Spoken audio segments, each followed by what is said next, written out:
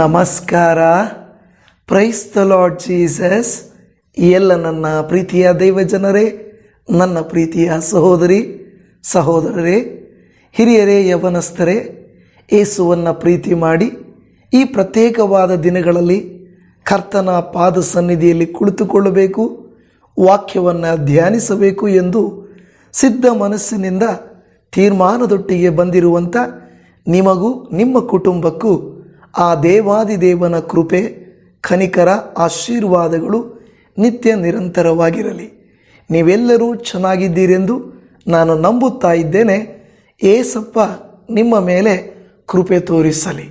ದೇವಜನವೇ, ನಾವು ಆಸ್ಪತ್ರೆಗಳಿಗೆ ಹೋಗುವಾಗ ಇಲ್ಲವೇ ಅನುಭವಸ್ಥರನ್ನು ಕೇಳುವಾಗ ಅವರು ಹೇಳುವಂಥ ಒಂದು ಮಾತು, ನಿಮ್ಮ ಪರಿಸ್ಥಿತಿ ಹದಗೆಟ್ಟಿದೆ, ನಿಮಗೆ ತೊಂದರೆಯಾಗಿದೆ, ಒಂದು ವೇಳೆ ಈಗಲಾದರೂ, ಒಂದು ವೇಳೆ ಇವಾಗ ನೀವು ಪ್ರಾರಂಭಿಸಿದರೂ ಏನಾದರೂ ಪ್ರಯೋಜನ ಇರಬಹುದು ಎಂದು ಅವರು ಹೇಳುತ್ತಾರೆ.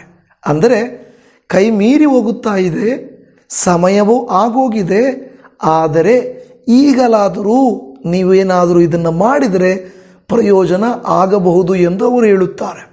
ನಾನು ಇವತ್ತಿನ ನಮ್ಮ ಮುಖ್ಯವಾದಂಥ ದೇವರ ವಾಕ್ಯವನ್ನು ನಾನು ನೋಡುವಾಗೆಲ್ಲ, ದೇವರೇ, ಅನೇಕರು ಈ ವಾಕ್ಯವನ್ನು ಈ ಒಂದು ಪ್ರಾರಂಭದ ದಿನದಲ್ಲಿ ಉಪಯೋಗಿಸ್ತಾ ಇದ್ದಾರಲ್ಲ, ಇಂಥದ್ದೇನಿದೆ ಆ ವಾಕ್ಯದಲ್ಲಿ, ಅಂಥ ಅರ್ಥವೇನಿದೆ ಆ ವಾಕ್ಯದಲ್ಲಿ ಎಂದು ನಾನು ಆಲೋಚನೆ ಮಾಡುತ್ತಿರುವಾಗ ದೇವರಾತ್ಮನು ನನ್ನ ಹೃದಯದಲ್ಲಿ ತಿಳಿಯಪಡಿಸಿದ ಸಂದೇಶವು ಈ ದಿನ ನಾನು ನಿಮಗೆ ತಿಳಿಯಪಡಿಸ್ತಾ ಇದ್ದೇನೆ. ಹಾಗಾದರೆ ಬನ್ನಿ, ಆ ವಾಕ್ಯ ಏನು, ದೇವರು ನಮ್ಮಿಂದ ಏನನ್ನು ಅಪೇಕ್ಷಿಸುತ್ತಿದ್ದಾರೆ ಎಂಬುದನ್ನು ನೋಡಿಕೊಳ್ಳೋಣ. ಈ ದಿನದ ಮುಖ್ಯವಾದ ದೇವರ ವಾಕ್ಯವು ಯೋವೇಲನ ಗ್ರಂಥ 2ನೇ ಅಧ್ಯಾಯ ಅದರ 12ನೆಯ ವಚನ. ಯೆಹೋವನು ಇಂತೆನ್ನುತ್ತಾನೆ, ಈಗಲಾದರೂ ನೀವು ಮನಪೂರ್ವಕವಾಗಿ ನನ್ನ ಕಡೆಗೆ ತಿರುಗಿಕೊಂಡು ಉಪವಾಸ ಮಾಡಿರಿ, ಅಳಿರಿ, ಗೋಳಾಡಿರಿ ಎಂದು ಹೇಳುತ್ತಾ ಇರುವುದನ್ನು ನೋಡುತ್ತಾ ಇದ್ದೇವೆ. ಆಮೇನ್. ನನ್ನ ಪ್ರಿಯ ದೇವಜನವೇ, ಈ ಒಂದು ವಾಕ್ಯದಲ್ಲಿ ಬಹಳ ಆಳವಾದಂಥ ಸಂಗತಿಗಳು ಇದ್ದಾವೆ. ಆದರೆ ಈ ವಾಕ್ಯವನ್ನು ಬಿಟ್ಟು ದೇವರು ನಮಗೆ ತಿಳಿಪಡಿಸುವಂಥ ಅನೇಕ ಸತ್ಯಾರ್ಥಗಳನ್ನು ಈ ವಾಕ್ಯದ ಆಧಾರದ ಮೇಲೆ ಬೈಬಲಲ್ಲಿ ಎಲ್ಲೆಲ್ಲಿ ಏನೇನು ಇದಕ್ಕೆ ಸಂಬಂಧಪಟ್ಟವುಗಳ ವಿಷಯಗಳು ಹೇಳಿವೆ ಎಂಬುದನ್ನು ನಾವು ಸ್ವಲ್ಪ ತಿಳಿದುಕೊಳ್ಳೋಣ. ನಾನು ನಂಬುತ್ತೇನೆ ನೀವು ಕೊನೆಯವರೆಗೂ ವಿಡಿಯೋನ ನೋಡುತ್ತೀರಿ ಎಂದು ನಾನು ಭರವಸೆ ಇಡುತ್ತೇನೆ. ಕರ್ತನು ನಿಮ್ಮನ್ನು ಆಶೀರ್ವದಿಸಲಿ. ದೇವಜನವೇ, ನಾನು ಕೂಡ ಒಂದು ಆಲೋಚನೆ ಮಾಡ್ತಾ ಇದ್ದೆ. ದೇವರೇ, ಈ ಒಂದು 40 ದಿವಸಗಳ ಉಪವಾಸ ಬಂದಾಗ ಜನರು, ಕೆಲವರೆಲ್ಲರೂ ಬರದೇ ಇರುವವರು, ಕೇಳದೇ ಇರುವವರು, ಪ್ರಾರ್ಥಿಸದೇ ಇರುವವರು, ಉಪವಾಸ ಮಾಡದೇ ಇರುವವರು, ಕೆಲವನ್ನು ಬಿಡದೇ ಇರುವಂಥವರು ಒಂದು ತೀರ್ಮಾನ ಮಾಡಿಕೊಂಡು ಬರ್ತಾರಲ್ವಾ, ಯಾಕೆ ಈ ದಿನಗಳಲ್ಲಿ ಮಾತ್ರ ಇವರು ಬರ್ತಾರೆ, ಮಿಕ್ಕಿ ದಿನಗಳಲ್ಲಿ ಬರೋದಿಲ್ಲ ಎಂದು ಆಲೋಚನೆ ಮಾಡಿಕೊಂಡಾಗ ಈ ವಾಕ್ಯವನ್ನು ನಾನು ಓದಿದಾಗ ನನಗೆ ಸ್ವಲ್ಪ ಉತ್ತರವು ಸಿಕ್ಕಿದೆ. ಏನಂತೀರಾ? ಈಗ ಎಷ್ಟೋ ಜನರು ಈ ಸಂದರ್ಭವಾದರೂ ಬರದೇ ಹೋದರೆ, ಈ ಕಾಲವಾದರೂ ಬರದೇ ಹೋಗಿದ್ದರೆ ಅವರು ಹಿಂದೆಂದಿಗೂ ಮತ್ತೆಂದಿಗೂ ದೇವರಲ್ಲಿ ಬರ್ತಾರೋ ಇಲ್ವೋ. ನನಗೆ ಒಂದು 3 ವರ್ಷಗಳ ಹಿಂದೆ ಒಬ್ಬ ಸಹೋದರಿಯು ಕರೆ ಮಾಡಿದರು. ಈ ಲೆಂಟ್ ಸೀಸನ್ನಲ್ಲಿ ಕರೆ ಮಾಡಿದರು. ಆಗ ಆಕೆ ನನ್ನ ಹತ್ರ ಮಾತಾಡ್ತಾ ಒಂದು ಮಾತು ಹೇಳಿದರು, ಪಾಸ್ಟ್ರೇ, ನನ್ನ ಗಂಡ ಈ ಲೆಂಟ್ ಸೀಸನ್ನಲ್ಲಿ, ಅಂದರೆ ಈ 40 ದಿವಸಗಳ ಶ್ರಮೆ ಮರಣ ದಿನಗಳು, ಏನು ಉಪವಾಸ ದಿನಗಳಿದಾವೋ, ನನ್ನ ಗಂಡ ಬಹಳ ಒಳ್ಳೆಯವನಾಗಿ ಮಾರ್ಪಡುತ್ತಾನೆ. ನನಗೆ ಅದನ್ನು ನೋಡಿದಾಗ ತುಂಬ ಸಂತೋಷವಾಗುತ್ತದೆ. ಮತ್ತು ನಾನು ಆಸೆ ಪಡೋದೇನೆಂದರೆ, ನನ್ನ ಗಂಡ ಈ 40 ದಿವಸ ಹೇಗಿದ್ದನೋ ಹಾಗೆ ಆತನ ಜೀವಿತ ಕಾಲವೆಲ್ಲ ಇದ್ದರೆ ಎಷ್ಟು ಚೆನ್ನಾಗಿರುತ್ತಲ್ವಾ ಎಂದು ಆಕೆ ಹೇಳಿದರು. ಆಗ ನಾನು ಅದನ್ನು ಅಷ್ಟಾಗಿ ಆಲೋಚನೆ ಮಾಡಲಿಲ್ಲ. ಆದರೆ ಈಗ ನಾನು ಆಲೋಚನೆ ಮಾಡ್ತಾ ಇದ್ದೇನೆ, ಒಂದು ಹೆಂಡತಿ ತನ್ನ ಗಂಡನು ಈ 40 ದಿವಸಗಳಾದರೂ, ನನ್ನ ಮಗನು ಈ 40 ದಿವಸಗಳಾದರೂ, ನನ್ನ ಮನೆಯವರು ಈ 40 ದಿವಸಗಳಾದರೂ ಲೋಕವನ್ನು ಬಿಟ್ಟು ಕರ್ತನಲ್ಲಿ ಬರುತ್ತಿದ್ದಾರಲ್ಲ ಎಂದು ಸಂತೋಷಿಸುವಂಥ ಎಷ್ಟೋ ಜನ ಸಹೋದರಿಯರು ನೀವು ಇದ್ದೀರಾ, ಕುಟುಂಬಸ್ಥರು ನೀವು ಇಲ್ಲಿ ಇದ್ದೀರಾ, ನಾನು ನಂಬುತ್ತೇನೆ. ಅಂದರೆ ಒಂದು ವೇಳೆ ಇದರ ಮುಂಭಾಗವು ಏನೇ ಆಗಿರಲಿ, ಆದರೆ ತತ್ಕಾಲಕ್ಕೆ ಅವರು ಹೇಳುವಂಥ ಮಾತು, ಈ 40 ದಿವಸಗಳಾದರೂ ಕೆಲವನ್ನು ಮುಟ್ಟದೆ, ಕೆಲವನ್ನು ಮಾತಾಡದೆ, ಕೆಲವನ್ನು ಮಾಡದೇ ಇರುತ್ತಾರಲ್ಲವ. ನಾನು ನಂಬಿ ಪ್ರಾರ್ಥಿಸುವುದೇನೆಂದರೆ, ನಮ್ಮ ಸಹೋದರರು, ನಮ್ಮ ಸಹೋದರಿಯರು, ಯವನಸ್ಥರು ಈ 40 ದಿವಸಗಳನ್ನು ಪ್ರಾರಂಭಿಸಬೇಕು, ಆದರೆ ಹಾಗೆಯೇ ಮುಂದುವರಿಯಬೇಕು ಎಂಬುದು ನನ್ನ ವೈಯಕ್ತಿಕವಾದಂಥ ಅಭಿಲಾಷೆಯಾಗಿದೆ. ದೇವರಿಗೆ ಸ್ತೋತ್ರ. ದೇವಜನವೇ, ಈಗ ಇಲ್ಲಿ ಒಂದು ಮಾತನ್ನು ಗಮನಿಸಿರಿ. ದೇವರು ಹೇಳುತ್ತಿರುವಂಥ ಮಾತು, ಯೆಹೋವನು ಇಂತೆನ್ನುತ್ತಾನೆ, ಈಗಲಾದರೂ. ನೋಡಿ, ಇಷ್ಟು ದಿನ, ಇಷ್ಟು ಕಾಲ, ವರ್ಷದಲ್ಲಿ ಇಷ್ಟು ಸಂದರ್ಭಗಳು ಬಂದವಲ್ಲ, ಅವರು ಕರ್ತನ ಕಡೆಗೆ ಬರಲಿಲ್ಲ. ಆದರೆ ಈಗಲಾದರೂ ಅಂತ ಹೇಳುವುದರ ಉದ್ದೇಶ ಅರ್ಜೆನ್ಸಿ, ಅದರಲ್ಲಿ ತಾಪತ್ರಯ, ದೇವರ ತಾಪತ್ರಯ ಪಡುವಿಕೆ ಅಲ್ವಾ. ಡಾಕ್ಟ್ರುಗಳು ಹೇಳುವಂತೆ, ಅಯ್ಯೋ ಒಂದು ಸ್ಟೇಜು ಮೀರಿ ಹೋಗಿದೆ, ಆದರೂ ಈಗಲಾದರೂ ನಾವು ಪ್ರಯತ್ನ ಮಾಡೋಣ, ಈಗಲಾದರೂ ನಿಮ್ಮ BP ಶುಗರ್ ಕಂಟ್ರೋಲ್ ಮಾಡಿಕೊಂಡ್ರೆ, ಈಗಲಾದರೂ ನೀವು ನಿಮ್ಮ ಇಷ್ಟಾನುಸಾರ ಜೀವಿಸುವುದನ್ನು ಬಿಟ್ಟರೆ, ನೀವು ಸ್ವಲ್ಪ ತೀರ್ಮಾನ ಮಾಡಿಕೊಂಡರೆ ನೀವು ಮತ್ತೆ ಆರೋಗ್ಯವಂತರಾಗಬಹುದು, ಮತ್ತೆ ನಿಮ್ಮ ಕುಟುಂಬವನ್ನು ಕಟ್ಟಿಕೊಳ್ಳಬಹುದು, ಮತ್ತೆ ನಿಮ್ಮ ಮಕ್ಕಳನ್ನು ಸರಿಪಡಿಸಬಹುದು, ಮತ್ತೆ ನಿಮ್ಮ ಆತ್ಮಿಕ ಜೀವಿತವನ್ನು ದಾರಿಗೆ ತರಬಹುದು ಎಂದು ಹೇಳುವಾಗ ನಮಗೆ ಎಲ್ಲೋ ಒಂದು ನಿರೀಕ್ಷೆ, ಎಲ್ಲೋ ಒಂದು ಆಸೆ, ಎಲ್ಲೋ ಒಂದು ಉರುಪು, ನನ್ನ ಮನೆಯು, ನನ್ನ ಮನೆಯವರು, ನನ್ನ ಜೀವಿತವು ಸರಿ ಹೋಗುತ್ತದೆ ಎಂದು ಹೇಳುವಂಥದ್ದು.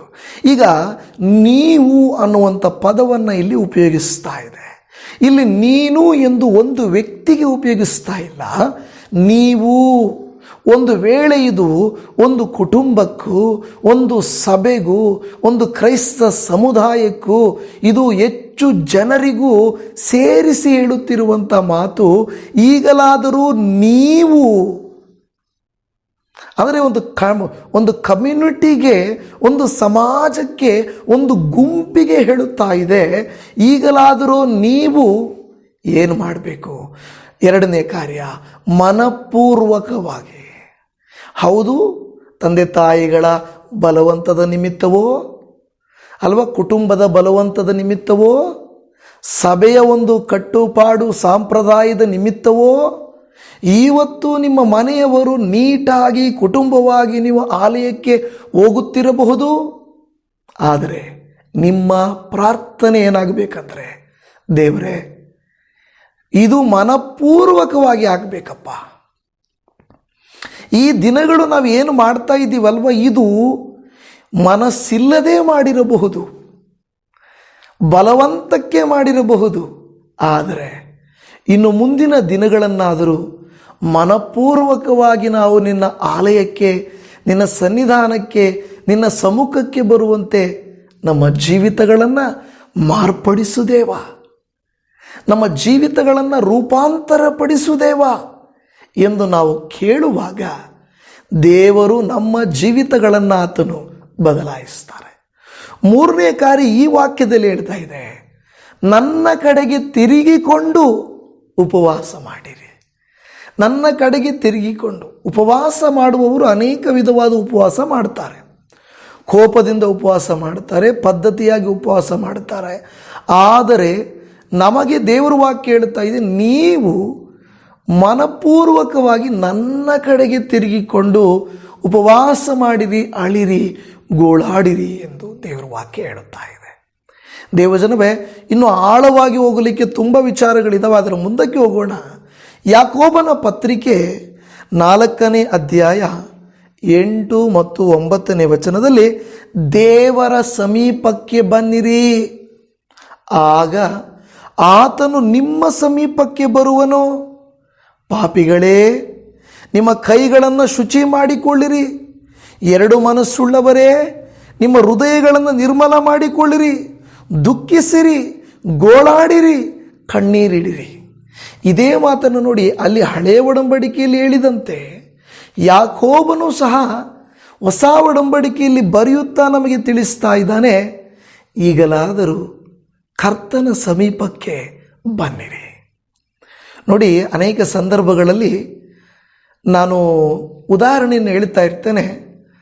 ಸ್ಕೂಲ್ಗೆ ಲೇಟಾಗಿ ಬಂದವ್ರನ್ನ ಬೈತಾರೆ, ಆಬ್ಸೆಂಟ್ ಆದವ್ರನ್ನ ಕೇಳಕ್ಕೆ ಹೋಗಲ್ಲ. ಅಂದರೆ ನೋಡಿ, ಇದರಲ್ಲಿ ನೀವು ಅರ್ಥ ಮಾಡ್ಕೊಳ್ಬೇಕು, ಒಂದೊಂದು ಸಾರಿ ಆದರೂ ಆಲಯಕ್ಕೆ ಬಂದವ್ರನ್ನ ನೀನು ಆಲಯಕ್ಕೆ ಬರಲಿಲ್ಲ, ನೀನು ಯಾವಾಗೋ ಬಂದಿದ್ದೀಯಾ ಅಂತ ಮಾತಾಡ್ತಾರೆ. ಅದಕ್ಕೆ ಕೆಲವರು ಆಬ್ಸೆಂಟ್ ಆಗಿಬಿಡ್ತಾರೆ. ಈಗ ಆಬ್ಸೆಂಟ್ ಆಗಿರೋದಕ್ಕೆ ಸಂತೋಷ ಪಡಬೇಕಾ, ಸ್ವಲ್ಪ ಒಲ್ಲದ ಮನಸ್ಸಿನಿಂದ ಬಂದಿದ್ದಾನೆಂದು ಸಂತೋಷ ಪಡಬೇಕಾ? ನೀವೇ ಹೇಳಿ. ಆಯಿತು, ನಾನು ಸಪೋರ್ಟ್ ಮಾಡ್ತಾ ಇಲ್ಲ, ಈ ಕಾಲದಲ್ಲಾದರೂ ನೀವು ಬಂದಿದ್ದೀರಲ್ವಾ, ಬೇಷ್ ಶಬಾಷ್ ಅಂತ ನಾನು ಹೇಳೋದಿಲ್ಲ. ಆದರೆ ಈ ಕಡೆ ಮುಖ ಕೂಡ ತಿರುಗಿಸದ ದೇವರ ಕಡೆಗೇನೆ ಬರದೇ ಇರುವಂಥವರಿಗಿಂತ something is better than nothing ಅಲ್ವಾ? Something is better than nothing.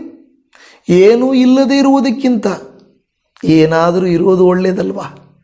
ನೋಡಿ, ಹಾಗೆ ಇಲ್ಲಿ ವಾಕ್ಯ ಹೇಳುತ್ತಾ ಇದೆ, ಯಾರೆಲ್ಲ ನನ್ನ ಬಳಿಗೆ ಬರ್ತಾ ಇದ್ದಾರೆ, ಪರಿಶುದ್ಧರು, ನೀತಿವಂತರು, ಅವರು ಇವರೆಲ್ಲ ಪಾಪಿಗಳೇ. ನಿಮ್ಮ ಕೈಗಳನ್ನು ಶುಚಿ ಮಾಡಿಕೊಳ್ಳಿರಿ, ಅಂದರೆ ಶುಚಿ ಮಾಡಿಕೊಳ್ಳುವುದಕ್ಕೆ ಬನ್ನಿರಿ.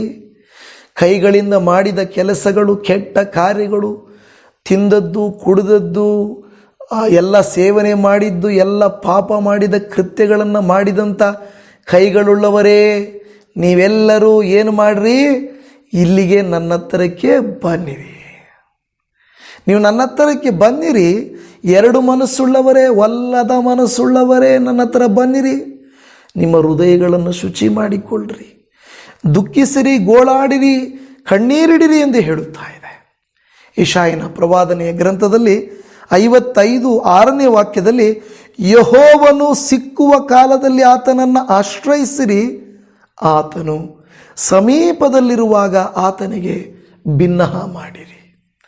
ಅಟ್ಲೀಸ್ಟ್ ಕರ್ತನು ಸಿಕ್ಕುವ ಕಾಲ. ಈಗ ನೀವೇನು ಅಂದುಕೊಳ್ಳಬಹುದು, ಇನ್ನು ಉಳಿದ ಕಾಲ ಸಿಗೋದಿಲ್ವಾ ಅಂತ ನೀವು ಅಂದುಕೊಳ್ಳಬಹುದು. ಆದರೆ ನಾನು ಹೇಳ್ತಾ ಇರುವಂಥದ್ದು ಆ ರೀತಿಯಾಗಿ ಅಲ್ಲ. ಕರ್ತನು ಸಿಕ್ಕುವ ಕಾಲ ಅಂದರೆ ಈ ದಿನಗಳಲ್ಲಿ ಅಟ್ಲೀಸ್ಟು ನಿಮ್ಮ ಸಭೆಗಳು ತೆರೆಯಲ್ಪಟ್ಟಿರುತ್ತವೆ, ಸೇವಕರು ಅವೈಲೇಬಲ್ ಇರ್ತಾರೆ, ಪ್ರಾರ್ಥನೆಗಳು ಹೆಚ್ಚಾಗಿ ಸಿಗುತ್ತಿರುತ್ತವೆ. ಈ ಸಂದರ್ಭವನ್ನಾದರೂ ಪ್ರಯೋಜನ ಮಾಡಿಕೊಳ್ಳಬೇಕು ಎಂದು ದೇವರ ವಾಕ್ಯವೇ ಹೇಳುತ್ತಾ ಇದೆ. ಆಮೇಲೆ ಕರ್ತನಲ್ಲಿ ನನ್ನ ಪ್ರಿಯ ದೇವಜನರೇ, ನೋಡ್ರಿ, ಅದಕ್ಕೆ ಹೇಳ್ತಾ ಇದೆ, ಕರ್ತನು ಸಿಕ್ಕುವ ಕಾಲದಲ್ಲಿ ಆತನನ್ನು ಆಶ್ರಯಿಸಿರಿ. ನಾನು ಸಪೋರ್ಟ್ ಮಾಡಿ ಬರೀ ಈಗ ಅಂತ ಹೇಳ್ತಾ ಇಲ್ಲ. ನಾನು ಹೇಳುವುದೇನೆಂದರೆ, ಕರ್ತನು ಸಿಗುವ ಈ ಕಾಲದಲ್ಲಾದರೂ ಆತನನ್ನು ಆಶ್ರಯಿಸಿರಿ, ಆತನನ್ನು ಆಶ್ರಯಿಸಿರಿ ಎಂದು ದೇವರ ವಾಕ್ಯ ಹೇಳುತ್ತಾ ಇದೆ. ನನ್ನ ಪ್ರಿಯ ದೇವಜನರೇ, ದೇವರು ಈಗಲಾದರೂ ನನ್ನ ಮಗುವೇ, ನನ್ನ ಮಗಳೇ, ನನ್ನ ಮಗುವೇ, ಈಗಲಾದರೂ ಉಪವಾಸ ಮಾಡ್ತೀಯಾ? ಈಗಲಾದರೂ ನನ್ನನ್ನು ನೆನೆಸಿಕೊಳ್ಳುತ್ತೀಯಾ? ಧ್ಯಾನ ಮಾಡುತ್ತೀಯಾ? ನಿನ್ನ ಪಾಪಗಳನ್ನು ಕ್ಷಮೆಯನ್ನು ಕೇಳುತ್ತೀಯಾ? ನನ್ನ ಸಮ್ಮುಖಕ್ಕೆ ಬರುತ್ತೀಯಾ ಎಂದು ದೇವರು ಕೇಳಿಕೊಳ್ಳುತ್ತಿದ್ದಾನೆ. ಆದರೆ ನಾವು ಆತನ ಸಮೀಪಕ್ಕೆ ಬರಲಿಕ್ಕೆ ಈ ಸಂದರ್ಭವನ್ನಾದರೂ, ಈ ಕಾಲವನ್ನಾದರೂ ಸದ್ವಿನಿಯೋಗ ಮಾಡಿಕೊಳ್ಳಬೇಕಲ್ವಾ? ಈ ಕಾಲವನ್ನಾದರೂ ನಾವು ದೇವರಲ್ಲಿ ಉಪಯೋಗಿಸಿಕೊಳ್ಳಬೇಕಲ್ವಾ? ಅದು ದೇವರ ವಾಕ್ಯ ಹೇಳುತ್ತಿರುವಂಥ ಮಾತು. ದೇವಜನವೇ, ಮತ್ತೊಂದು ವಾಕ್ಯ ಇದೆ, 2 ಪೂರ್ವಕಾಲ ವೃತ್ತಾಂತ 7ನೇ ಅಧ್ಯಾಯ 14 ಮತ್ತು 15ನೇ ವಚನದಲ್ಲಿ, ನನ್ನವರೆಂದು ಹೆಸರುಗೊಂಡ ನನ್ನ ಪ್ರಜೆಗಳು ನನ್ನವರೆಂದು ಹೆಸರುಗೊಂಡ ನನ್ನ ಪ್ರಜೆಗಳು ತಮ್ಮನ್ನು ತಗ್ಗಿಸಿಕೊಂಡು ತಮ್ಮ ಕೆಟ್ಟ ನಡತೆಯನ್ನು ಬಿಟ್ಟು ತಿರುಗಿಕೊಂಡು ನನ್ನನ್ನು ಪ್ರಾರ್ಥಿಸಿ ನನ್ನ ದರ್ಶನವನ್ನು ಬಯಸುವುದಾದರೆ ನಾನು ಪರಲೋಕದಿಂದ ಲಾಲಿಸಿ ಅವರ ಪಾಪಗಳನ್ನು ಕ್ಷಮಿಸಿ ಅವರ ದೇಶದಲ್ಲಿ ಆರೋಗ್ಯವನ್ನು ದಯಪಾಲಿಸುವೆನು. ಇನ್ನು ಮುಂದೆ ಈ ಸ್ಥಳದಲ್ಲಿ ಪ್ರಾರ್ಥಿಸುವವರನ್ನು ಕಟಾಕ್ಷಿಸಿ ಅವರ ವಿಜ್ಞಾಪನೆಗೆ ಕಿವಿಗೊಡುವೆನು. ಈ ವಾಕ್ಯದಿಂದ ನಿಮಗೇನರ್ಥ ಆಯಿತು? ನಾನೊಂದು ವಿಷಯ ಹೇಳ್ತೇನೆ. ನನ್ನವರೆಂದು ಹೆಸರುಗೊಂಡ ನನ್ನ ಪ್ರಜೆಗಳು, ಅನೇಕ ಸಾರಿ ಚರ್ಚಲ್ಲಿ ಮೆಂಬರ್ಶಿಪ್ಸು ಜಾಸ್ತಿ ಇರುತ್ತೆ ಅಲ್ವಾ? ಎಷ್ಟೋ ಫ್ಯಾಮಿಲಿಗಳು ಈ ಸಭೆಗೆ ಸಂಬಂಧಪಟ್ಟವರು ಇರ್ತಾರೆ. ನನ್ನವರೆಂದು ಹೆಸರುಗೊಂಡ ನನ್ನ ಪ್ರಜೆಗಳು ಆ ಸಭೆಯ ಮೆಂಬರ್ಸ್. ಆದರೆ ಆ ಮೆಂಬರ್ಸ್ ಎಲ್ಲ ಬಂದಿದ್ದಾರಾ? ಒಂದು ವೇಳೆ ಕೆಲವು ಮೆಂಬರ್ಸ್ ಈ ಕಾಲದಲ್ಲಿ ಬರ್ಬೋದು, ಆದರೆ ಇನ್ನು ಮುಂದೆ ಅವರು ಮುಂದುವರಿಸಿ ಅಲ್ಲಿಗೆ ಬರುವುದಾದರೆ, ನಾನು ಈ ಸ್ಥಳದಲ್ಲಿ ಇನ್ನು ಮುಂದೆ ನೀವು ಬಂದರೆ, ನೋಡಿ ಅಲ್ಲಿ ಹೇಳುತ್ತಾ ಇದೆ, ಇನ್ನು ಮುಂದೆ ಈ ಸ್ಥಳದಲ್ಲಿ ಪ್ರಾರ್ಥಿಸುವವರನ್ನು ಕಟಾಕ್ಷಿಸಿ ಅವರ ವಿಜ್ಞಾಪನೆಗೆ ಕಿವಿಗೊಡುವೆನು. ನಾನು ಕೆಲವು ದಿನಗಳ ಹಿಂದೆ ನಾನು ಎಷ್ಟು ಅಂತ ಹೇಳಲ್ಲ, ಒಂದು ಸಭೆಗೆ ನಾನು ಹೋಗಿದ್ದೆ ಈ ಲೆಂಟ್ ಸೀಸನ್ನಲ್ಲಿ ಪ್ರಸಂಗಿಸುವುದಕ್ಕೆ. ನಾನು ಕೊಟ್ಟ ಪ್ರಸಂಗಗಳನ್ನು ಕೇಳಿದ ಕೆಲವರು ಆತ್ಮೀಕವಾಗಿ ಬಲಗೊಂಡರು. ಮತ್ತೆ ಅವರು ನಮ್ಮನ್ನು ಕರೆಯೋದಿಲ್ಲ. ಯಾಕೆ ಗೊತ್ತಾ? ಅವರಿಗೆ ಬೇಕಾಗಿರೋದು ಕೇಳಿಸ್ಕೊಳ್ಳದೆ ಹೋಗಲಿ, ಪ್ರಸಂಗ ಮಾಡಿ ಬರಬೇಕು. ಉಜ್ಜೀವನಕ್ಕಾಗಿ ನಾವು ಪ್ರಸಂಗ ಮಾಡಿದರೆ ಒಪ್ಪಿಕೊಳ್ಳೋದಿಲ್ಲ. ನೀವು ಬಂದ್ರೆ ನಿಮ್ಮ ಕೆಲಸ ಮಾಡಿ ನೀವು ಹೋಗಿ. ನಾನು ವೇದನೆ ಪಡುತ್ತೇನೆ ಅಂಥ ಸಭೆಗಳಿಗೆ ಹೋಗದೇ ಇರುವುದಕ್ಕಾಗಿ ಸಂತೋಷಿಸುತ್ತೇನೆ. ಯಾಕೆಂದರೆ ಅವರಿಗೆ ನಾವು ಮನುಷ್ಯರನ್ನು ಬದಲಾಯಿಸುವ, ತಪ್ಪುಗಳನ್ನು ಎತ್ತಿ ತೋರಿಸುವ, ಮಾರ್ಪಡುವಂಥ ಸಂದೇಶಗಳು ಬೇಡ. ಅವರು ಬಂದರು, ಹೇಳಿದರು, ಏನೋ ಪ್ರಸಂಗ ಮಾಡಿದರು, ಯಾರಿಗೂ ಏನೂ ತೊಂದರೆ ಆಗಲಿಲ್ಲ, ಯಾರ ಹೃದಯವನ್ನು ಮುಟ್ಟಲಿಲ್ಲ, ಯಾರಿಗೂ ಏನು ಅನ್ನಿಸ್ಲಿಲ್ಲ, ಆರಾಮಾಗಿ ಹೋದರು. ಒಳ್ಳೆ ಸೇವಕರು ಅಲ್ವಾ? ಯೌವನ ಪ್ರಸಂಗಿಕರು ಬರಬಾರ್ದು, ಅಲ್ಲಿ ಅವರನ್ನು ಉಜ್ಜೀವನಗೊಳಿಸಬಾರ್ದು. ಅಲ್ಲಿರುವಂಥ ಲೂಕ್ವಾಮ್ನೆಸ್, ತಣ್ಣಗೂ ಬೆಚ್ಚಗೂ ಅಲ್ಲದೆ ಅವ್ರನ್ನ ಎಬ್ಬಿಸಬಾರ್ದು. ಪ್ರಸಂಗಿಸಿದ್ರ ತಗೊಳ್ಳಿ ಕಾಣಿಕೆ, ಹೋಗ್ತಾ ಇರ್ರಿ ಅಂತ ಹೇಳ್ಬೋದು. ನಾನು ಯಾವತ್ತು ಕಾಣಿಕೆಗಳಿಗೋಸ್ಕರವಾಗಿ ಪ್ರಸಂಗಿಸಿದವನಲ್ಲ, ಕಾಣಿಕೆಗಳನ್ನು ಎದುರು ನೋಡಿದವನಲ್ಲ. ಒಂದಾತ್ಮ ಉಜ್ಜೀವನಗೊಂಡರೆ ಸಾಕಯ್ಯ ಎಂದು ಕಾಯುತ್ತಿರುವವನು. ಆದರೆ ನನಗೆ ದುಃಖವಿದೆ, ವೇದನೆ ಇದೆ. ಯಾಕೆಂದರೆ ಇನ್ನೂ ಒಂದು ವೇಳೆ ಉತ್ತಮವಾದಂಥ ಪ್ರವಾದಿಗಳನ್ನು, ಅನ್ಯಭಾಷೆ ಮಾತನಾಡುವಂಥವರನ್ನು ಸಭೆಗಳು ಎದುರು ನೋಡುತ್ತವೆ ಹೊರತು ವಾಕ್ಯ ಪ್ರಕಾರ ನಡೆಯುವ ಸೇವಕರನ್ನು ಎದುರು ನೋಡೋದಿಲ್ಲ. ದೇವರ ಜನರೇ, ಇವತ್ತು ನೀವು, ನಿಮ್ಮ ಕುಟುಂಬಸ್ಥರು ಯಾರಾದರೂ ನನ್ನ ಪ್ರಜೆಗಳು ಮೆಂಬರ್ಸ್ ಆಗಿರುವಂಥವರು ಆಲಯಕ್ಕೆ ನೀವು ಹೋಗ್ತಾ ಇದ್ದರೆ ನಿಮ್ಮನ್ನು ದೇವರು ಕರೀತಾ ಇದ್ದಾನೆ. ಏನಂತ? ನಾಮಕಾವಸ್ಥೆಯಾಗಿ ನೀನು ಹೋಗಿರ್ಬೋದು, ನಾನು ದೂಷಿಸ್ತಾ ಇಲ್ಲ. ಆದರೆ ದೇವರು ಹೇಳ್ತಾ ಇದ್ದಾರೆ, ನನ್ನ ಪ್ರಜೆಗಳೆಂದು ಕರೆಯಲ್ಪಟ್ಟವರು ನೀವು ಆಲಯಕ್ಕೆ ಬಂದಿದ್ದೀರಾ. ಇನ್ನು ಮುಂದೆ ನೀವು ಈ ಸ್ಥಳದಲ್ಲಿ ಬಂದು ಪ್ರಾರ್ಥಿಸುವುದಾದರೆ ನಾನು ನಿಮ್ಮ ಪ್ರಾರ್ಥನೆಯನ್ನು ಆಲಿಸುವೆನು, ನಿಮ್ಮ ವಿಜ್ಞಾಪನೆಗೆ ಕಿವಿಗೊಡುವೆನು ಎಂದು ದೇವರ ವಾಕ್ಯ ಹೇಳುತ್ತಾ ಇದೆ. ಈಗಲಾದರೂ ಬಂದ್ರಲ್ವಾ ನನ್ನ ಮಕ್ಕಳೇ ಅಂತ ದೇವರು ಸಂತೋಷಿಸುತ್ತಾನೆ ಹೊರತು ನಮ್ಮಂಥ ಸೇವಕರಂತೆ ಇವಾಗ ಬಂದುಬಿಟ್ಟಿದ್ದಾರೆ ನೋಡ್ರಿ. ಗುಡ್ ಫ್ರೈಡೇಗೆ ಬಂದುಬಿಟ್ರು, ಲೆಂಟ್ ಸೀಸನ್ಗೆ ಬಂದುಬಿಟ್ರು, ಕ್ರಿಸ್ಮಸ್ಗೆ ಬಂದುಬಿಟ್ಟಿದ್ದಾರೆ. ಇಲ್ಲಾಂದರೆ ಇವರು ಈ ಕಡೆ ತಲೆನೇ ಹಾಕಲ್ಲ ಅಂತೇಳಿ ಬೈದು ಇನ್ಯಾವಾಗೂ ಬರದ ಹಾಗೆ ಮಾಡೋದು ಬೇಡ ಅಲ್ವಾ? ಅವರನ್ನು ಉಳಿಸಿಕೊಳ್ಳುವಂಥ ಪ್ರಯತ್ನ ಮಾಡೋಣ. ಸಭಿಕರೇ, ಯಾರು ಹೊಸದಾಗಿ ಬಂದಿರುತ್ತಾರೋ ನಿಮ್ಮ ಸಭೆಗೆ ಈ ಸೀಸನ್ನಲ್ಲಿ ದಯಮಾಡಿ ಅವರೊಟ್ಟಿಗೆ ಮಾತನಾಡ್ರಿ. ಎನ್ಕರೇಜ್ ಮಾಡಿರಿ, ಅವರನ್ನು ಈಗಲಾದರೂ ಬಂದ್ರಲ್ವಾ ಅನ್ನೋ ರೀತಿಯಲ್ಲಿ ಸಂತೋಷ ಪಡ್ರಿ. ಏನು ಇವಾಗ ಬಂದಿದ್ದಾರೆ ಯಾರೋ ಹೊಸಬರು ಅಂತ ಮುಖ ಮೂತಿ ತಿರ್ಸ್ಕೊಳ್ಳೋಕೆ ಹೋಗಬೇಡಿ ಅಲ್ವಾ. ಕೆಲವರು ಆಲಯಕ್ಕೆ ಬಂದರೆ ಇವ್ರು ಯಾಕೆ ಬಂದರು ನಮ್ಮ ಚರ್ಚ್ಗೆ ಅನ್ನೋ ಥರ ನೋಡಬೇಡಿ. ಪ್ರೀತಿ ಇರಲಿ. ಅವರು ಬಂದಿದ್ದಾರಲ್ವಾ ದೇವರಾಲಯಕ್ಕೆ, ದೇವರೇ ಸ್ತೋತ್ರ ಅಪ್ಪ, ಈ ಸೀಸನ್ನಲ್ಲಾದರೂ ಕೆಲವರು ತುಂಬಿದಾರಲ್ಲ ಸ್ತೋತ್ರ ಅಂತ ಹೇಳ್ರಿ. ಅಸೂಯೆ ಪಡಬೇಡ್ರಿ, ಕಣ್ಣು ಆ ಕಡೆ ಈ ಕಡೆ ಮಾಡಿ ನೋಡಬೇಡ್ರಿ, ಮೂತಿ ತಿರುಗಿಸಕ್ಕೆ ಹೋಗಬೇಡ್ರಿ. ಅವರನ್ನು ಪ್ರೀತಿಯಿಂದ ಮಾತಾಡಿ. ನೀವು ಅವ್ರನ್ನ ಪ್ರಾರಂಭದಲ್ಲಿ ಬನ್ನಿ ಅಂತ ಏನೋ ಹೇಳಕ್ಕೆ ಹೋಗಬೇಡಿ. ನಿಮ್ಮ ನೋಡಿದ ಸಂತೋಷ ಎಂದು ಹೇಳ್ರಿ. ನಾರ್ಮಲ್ಲಾಗಿ ಅವ್ರ ಹತ್ರ ಮಾತಾಡಿ ಅಲ್ವಾ. ಕರ್ತನಿಗೆ ಸ್ತೋತ್ರ. ಅಲ್ಲಿ ಹೇಳುತ್ತದೆ, ನನ್ನವರೆಂದು ಹೆಸರುಗೊಂಡ ನನ್ನ ಪ್ರಜೆಗಳು ಈಗ ಬಂದಿದ್ದಾರೆ. ಅವರು ನಮ್ಮನ್ನು ತಗ್ಗಿಸಿಕೊಂಡ್ರೆ, ಕೆಟ್ಟ ನಡತೆಯನ್ನು ಬಿಟ್ಟು ತಿರುಗಿಕೊಂಡು ಪ್ರಾರ್ಥನೆ ಮಾಡಿ ದೇವರಿಂದ ಅಪೇಕ್ಷಿಸಿದರೆ ಅವರ ಪಾಪಗಳನ್ನು ದೇವರು ಕ್ಷಮಿಸ್ತಾರೆ. 2, ಅವರಿಗೆ ಆರೋಗ್ಯವನ್ನು ದಯಪಾಲಿಸ್ತಾರೆ. ಅವರ ಪ್ರಾರ್ಥನೆಗಳನ್ನು ಇನ್ನು ಮುಂದೆ ಆಲಿಸ್ತಾರೆ ಎಂದು ದೇವರ ವಾಕ್ಯ ಹೇಳುವುದನ್ನು ನಾವು ನೋಡುತ್ತಾ ಇದ್ದೇವೆ. ಯೆರೆಮೀಯನ ಗ್ರಂಥದಲ್ಲಿ ನಾವು ನೋಡುತ್ತೇವೆ, 4ನೇ ಅಧ್ಯಾಯ 1ನೇ ವಚನದಲ್ಲಿ ಯೆಹೋವನು ಹೀಗನ್ನುತ್ತಾನೆ, ಇಸ್ರಾಯೇಲೇ, ನೀನು ಹಿಂದಿರುಗುವಿಯಾದರೆ ನನ್ನ ಬಳಿಗೇ ಬರುವಿ. ನನ್ನ ಕಣ್ಣೆದುರಿನಿಂದ ನಿನ್ನ ಅಸಹ್ಯ ವಸ್ತುಗಳನ್ನು ತೆಗೆದುಬಿಟ್ಟರೆ ನೀನು ಇನ್ನು ದಿಕ್ಕಾಪಾಲಾಗಿರುವುದಿಲ್ಲ. ನನ್ನ ಮುಂದೆ ನೀನು ಬಂದಿದೀಯ, ನೀನೇನಾದರೂ ಹಳೆಯದನ್ನು ಬಿಟ್ಬಿಟ್ರೆ ಇನ್ನು ನೀನು ದಿಕ್ಕಾಪಾಲಾಗುವುದಿಲ್ಲ. ನೀನು ದೇವರ ಜನರೇ, ನಿಮಗೆ ದೇವರು ಕೊಡ್ತಾ ಇರುವ ವಾಗ್ದಾನ, ನಮ್ಮಲ್ಲಿರುವಂಥ ಕೆಲವು ಪಾಪಗಳನ್ನು, ಮಾಡಿರುವ ಕೆಟ್ಟತನಗಳನ್ನು, ದುಷ್ಟತನಗಳನ್ನು, ದೇವರಿಗೆ ಇಷ್ಟ ಇಲ್ಲದೆ ಇರುವುದನ್ನು ತೆಗೆದು ಬಿಟ್ಟರೆ ದೇವರು ಹೇಳ್ತಾ ಇದ್ದಾರೆ, ನಾನು ಇನ್ನು ಮುಂದೆ ನಿನ್ನನ್ನು ದಿಕ್ಕಾಪಾಲು ಮಾಡೋದಿಲ್ಲ. ನಿನ್ನ ಪ್ರಾರ್ಥನೆಗೆ ನಾನು ಕಟಾಕ್ಷಿಸ್ತೇನೆ, ನಿನ್ನ ವಿಜ್ಞಾಪನೆಗೆ ಕಿವಿಗೊಡುತ್ತೇನೆ, ನಿನಗೆ ನಾನು ಉತ್ತರಿಸುವೆನೋ ಎಂದು ದೇವರು ಹೇಳುತ್ತಿದ್ದಾರೆ. ಆಮೇನ್, ಹಲ್ಲೆಲೂಯಾ. ಕರ್ತನಿಗೆ ಸ್ತೋತ್ರ.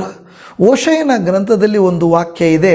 ಹೋಶೇಯನ ಗ್ರಂಥ 6ನೇ ಅಧ್ಯಾಯ 1ನೇ ವಚನದಲ್ಲಿ, ಅವರು ಯೆಹೋವನ ಕಡೆಗೆ ಹಿಂತಿರುಗಿ ಹೋಗೋಣ ಬನ್ನಿರಿ, ನಮ್ಮನ್ನು ಸೀಳಿಬಿಟ್ಟವನು ಆತನೇ, ಆತನೇ ಸ್ವಸ್ಥ ಮಾಡುವನು, ಹೊಡೆದವನು ಆತನೇ, ಆತನೇ ನಮ್ಮ ಗಾಯಗಳನ್ನು ಕಟ್ಟುವನು. ಕೆಲವು ಸಾರಿ ದೇವರ ಮೇಲೆ ಕೆಲವರು ಕೋಪ ಮಾಡಿಕೊಂಡಿರ್ತಾರೆ. ನನಗೆ ದೇವರು ಉಪಕಾರ ಮಾಡಲಿಲ್ಲ, ನನ್ನವ್ರಿಗೆ ಅಸೌಖ್ಯ ಬಂತು, ನನ್ನ ಮನೆಯಲ್ಲಿ ಮರಣ ಆಯಿತು, ನನಗೆ ದೇವರ ಮೇಲೆ ಕೋಪ ಇದೆ ಅಂದುಕೊಳ್ಳುವವರೇ, ದೇವರ ವಾಕ್ಯ ನಿಮಗೆ ಹೇಳ್ತಾ ಇದೆ, ಕೋಪ ಮಾಡ್ಕೊಂಡಿದ್ದೀರಾ, ನಿಜಾನೇ.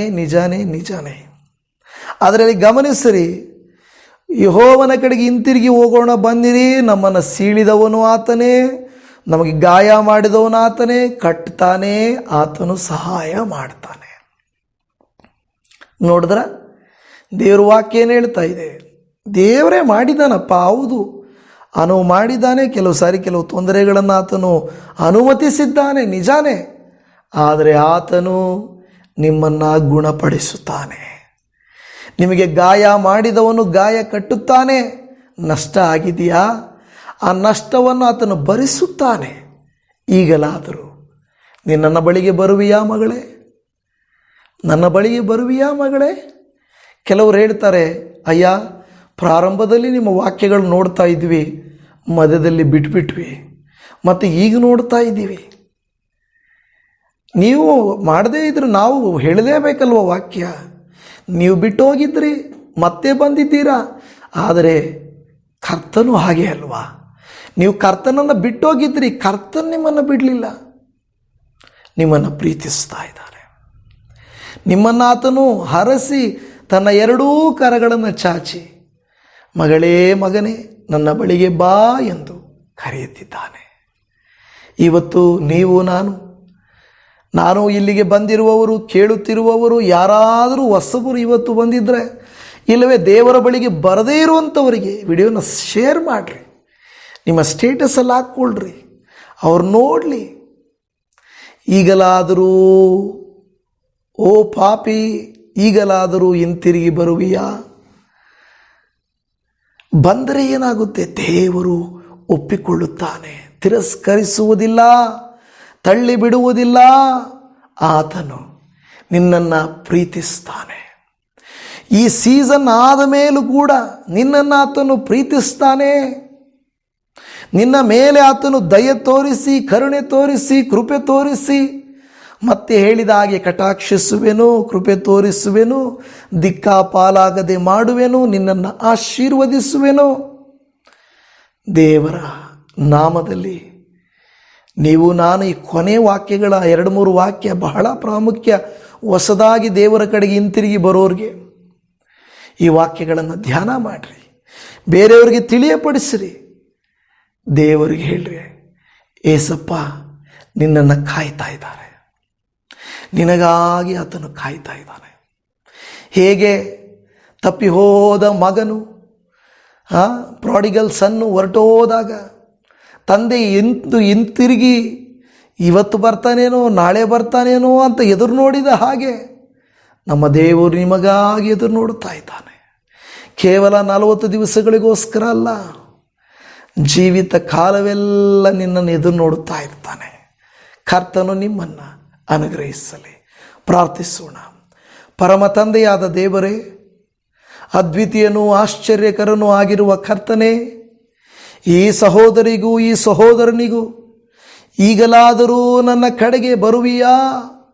ನಿನ್ನ ಪಾಪಗಳನ್ನು ಬಿಟ್ಟು ನನ್ನ ಕಡೆಗೆ ಬರುವಿಯಾ ಎಂದು ಕರೆಯುವಾಗ ದೇವರೇ, ಯಾರು ಈ ಸ್ವರವನ್ನು ಕೇಳಿಸಿಕೊಂಡು ಆ ತಪ್ಪಿ ಹೋದ ಮಗನು ಹಿಂತಿರುಗಿ ಬರುವಂತೆ, ಈಗೋ ಹಿಂತಿರುಗಿ ಬರುವಾಗ ನೀನು ಹೇಳುತ್ತಿ, ಇನ್ನು ನಿಮ್ಮನ್ನು ದಿಕ್ಕಾಪಾಲು ಮಾಡೋದಿಲ್ಲ, ನಿಮ್ಮನ್ನು ಕಟಾಕ್ಷಿಸುವೆನು, ನಿಮ್ಮ ವಿಜ್ಞಾಪನೆಗಳನ್ನು ಆಲಿಸುವೆನು, ನಿಮಗೆ ಆರೋಗ್ಯವನ್ನು ದಯಪಾಲಿಸುವೆನು, ನಿಮ್ಮ ದೇಶದಲ್ಲಿ ಶಾಂತಿಯನ್ನು ನೆಲೆಗೊಳಿಸುವೆನು.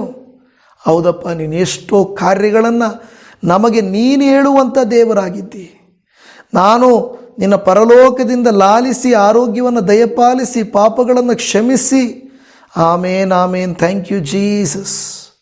ನೀನು ಖಂಡಿತವಾಗಿ ಆ ಕಾರ್ಯ ಮಾಡುವ ದೇವರು, ಅದಕ್ಕಾಗಿ ನಿನಗೆ ಸ್ತೋತ್ರ.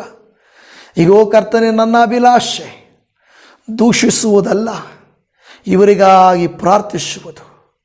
ಒಬ್ಬರಾದರೂ ಈ ವಿಡಿಯೋ ನೋಡಿ, ಕರ್ತನೇ, ಇನ್ನು ಮುಂದೆ ನಾನು ನಿನ್ನನ್ನು ಬಿಟ್ಟು ಹೋಗುವುದಿಲ್ಲಪ್ಪ, ನಾನು ತಪ್ಪಾಗಿ ನೆನೆಸಿದೆ, ನಾನು ಬರೀ ಒಂದು ಸಭೆಯ ಮೆಂಬರ್ ಆಗಿದ್ದೆ, ನಾನು ಬರೀ ನನಗೆ ದೇವರೇನು ಒಳ್ಳೆಯದು ಮಾಡಲಿಲ್ಲ ಅಂತ ಕೋಪಗೊಂಡಿದ್ದೆ, ಈಗೋ ದೇವರನ್ನು ನನ್ನ ಗಮನಿಸಿಲ್ಲ ಅಂತ ನಾನು ನಿನ್ನನ್ನು ಬಿಟ್ಟು ಹೋಗಿದ್ದೆ.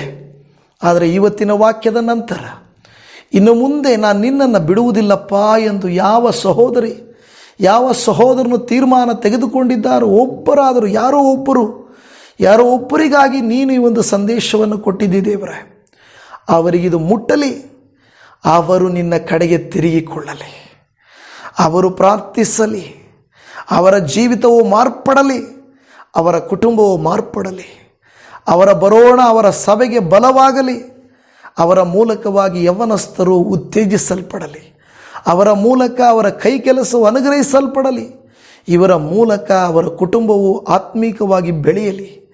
ಅವರು ಸಾಕ್ಷಿ ಹೇಳಬೇಕು, ಈಗೋ ಈ ವ್ಯಕ್ತಿ ಬದಲಾದರು, ಈ ವ್ಯಕ್ತಿ ಕರ್ತನಿಗಾಗಿ ಬಂದರು. ಯೇಸುವೇ, ಆ ವ್ಯಕ್ತಿಗಾಗಿ, ನಮಗಾಗಿ, ಒಬ್ಬೊಬ್ಬರಿಗಾಗಿ ನಿನ್ನ ಪ್ರಾಣವನ್ನು ಅರ್ಪಿಸಿದೆಯಲ್ಲವೇ, ಈ ಸೀಸನ್ನಲ್ಲಾದರೂ ನನ್ನ ಕಡೆಗೆ ಬರುವಿಯಾ ಮಗುವೆ? ಈ ಸಂದರ್ಭದಲ್ಲಾದರೂ ನನ್ನ ಕಡೆಗೆ ತಿರುಗುವಿಯಾ ಮಗುವೆ ಎಂದು. ಆಮೇನ್, ಆಮೇನ್, ಆಮೇನ್. ನೀವು ಹೇಳುತ್ತಿರುವುದೆಲ್ಲ ನಿನಗೆ ಸ್ತೋತ್ರ. ಯೇಸು ನಾಮದಲ್ಲಿ ಅವನ್ನ ಕನಿಕರಿಸಿರಿ, ಎಲ್ಲ ಪರಲೋಕದ ಕೃಪೆಗಳಿಂದ ತುಂಬಿಸಿರಿ ಎಂಬುದಾಗಿ ಈ ವಿಡಿಯೋ ನೋಡಿದ ಪ್ರತಿ ಕುಟುಂಬವು, ಪ್ರತಿ ವ್ಯಕ್ತಿಯು ಅನುಗ್ರಹಿಸಲ್ಪಡಲಿ. ಪ್ರಾರ್ಥನೆ ಕೇಳಿದ್ದಕ್ಕಾಗಿ ನಿನಗೆ ಕೋಟ್ಯಾನುಕೋಟಿ ವಂದನೆಗಳು ಅಪ್ಪ. ನಿನ್ನ ಕೈಯಲ್ಲಿ ಅವರನ್ನು ಸಮರ್ಪಿಸುತ್ತಾ ಈ ದಿನವು, ಈ ಕಾಲವೆಲ್ಲ ನಿನ್ನ ಕೃಪಾಶೀರ್ವಾದಗಳಿಂದ ತುಂಬಿಸಿ, ಮಾರ್ಪಡಿಸಿ, ಉಜ್ಜೀವನಗೊಳಿಸಬೇಕೆಂದು ಯೇಸು ಕ್ರಿಸ್ತನ ಪ್ರೀತಿಯುಳ್ಳ ಪವಿತ್ರವಾದ ನಾಮದಲ್ಲಿ ಪ್ರಾರ್ಥಿಸುತ್ತೇವೆ ಪರಮ ತಂದೆಯೇ. ಆಮೇನ್, ಆಮೇನ್, ಆಮೇನ್. ನನ್ನ ಪ್ರೀತಿಯ ದೇವಜನವೇ, ಕರ್ತನು ತಾನೇ ನಿಮ್ಮನ್ನು, ನಿಮ್ಮ ಕುಟುಂಬಗಳನ್ನು ಈ ಸಂದೇಶಗಳ ಮೂಲಕ ಆಳವಾಗಿ ನಿಮ್ಮನ್ನು ಆತ್ಮೀಕದಲ್ಲಿ ಬೆಳೆಸಲಿ, ನಿಮ್ಮನ್ನು ಆಶೀರ್ವದಿಸಲಿ. ನಿಮ್ಮೆಲ್ಲರಿಗೂ ಶಲೋಮ್. ನಿರಂತರವಾಗಿ ವಿಡಿಯೋಗಳನ್ನು ಗಮನಿಸಿರಿ, ಧ್ಯಾನಿಸಿರಿ, ದೈವಾಶೀರ್ವಾದಗಳನ್ನು ಅನುಭವಿಸಿರಿ ಎಂಬುದಾಗಿ ವಿನಂತಿ ಮಾಡಿಕೊಳ್ಳುತ್ತೇನೆ. ನಿಮ್ಮೆಲ್ಲರಿಗೂ shalom. Praise the lord Jesus. Amen.